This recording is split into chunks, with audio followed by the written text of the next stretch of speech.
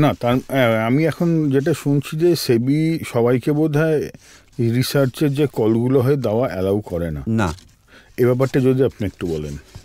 মানে রাদার এটা বোধহয় আপনার বেআইনি হয়ে গেছে যে যদি কেউ কোনো একটা শেয়ারের নাম বললো, মিউচুয়াল ফান্ডের নাম বললো, যদি না সে সেবি রেজিস্টার্ড রিসার্চ অ্যানালিস্ট হয় বা এই ব্যাপারটা আমিও একটু ধোঁয়াশায় আছি, যদি আপনি ব্যাপারটা বলেন। এবং তাতে কী হবে, সাধারণ মধ্যবিত্ত বাঙালি যারা ভবিষ্যতে আমাদের অনুষ্ঠানগুলোকে শুনবেন তারাও বুঝতে পারবেন টাকা কোথায় রাখা উচিত, কোথায় রাখা উচিত না।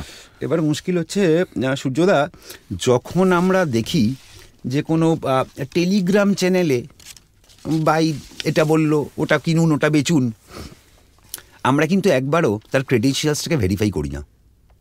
কারণ কি, যদি আপনি রেজিস্টার্ড, প্রশ্নটা এবার একদম অন্য দিকে নিয়ে যাই আমি, নথিভুক্তকরণের দরকার কেন, কারণটা কি? নথিভুক্তকরণের দরকার একটা কারণেই, যে তাহলে তার প্রপার যোগ্যতাটা আছে কিনা সেটা সামনে আসবে, এবং তার এই কথার বৈধতা কতটা সেটাও কিন্তু আমাদের কাছে অনেক বড় প্রশ্ন থেকে যাবে। এই জন্য security and exchange board of India, SEBI, মানে যারা এই বাজারকে চালান মানে যারা রেগুলেট করেন, কারেক্ট, তারা বলছে কোনো রকম আনসলিসিটেড টিপস না নিতে।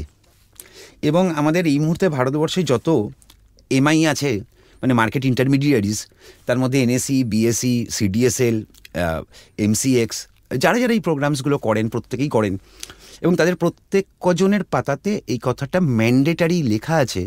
এবং এই পাতাটা কিন্তু আমাদেরকে প্রত্যেক প্রোগ্রামে শুরুতে এবং শেষে বলতে হয়।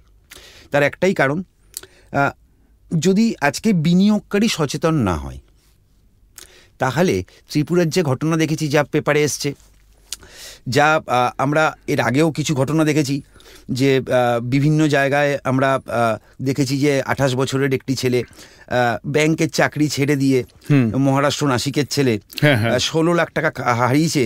এবং যেটা আমাদের ইটি প্রাইমে এসেছিল 28/2/2025, খুব বেশি দিনের পুরনো কথা নয়। এবং এই ঘটনাগুলো যদি আমরা কালেকটিভলি দেখি, এর পিছনে কিন্তু প্রচুর অংশে এই ঘটনাগুলো দায়ী যারা বলছে আজকে যদি 100 টাকা লাগানো হয়, বিকালবেলা 5,000 টাকা কামানো যায়।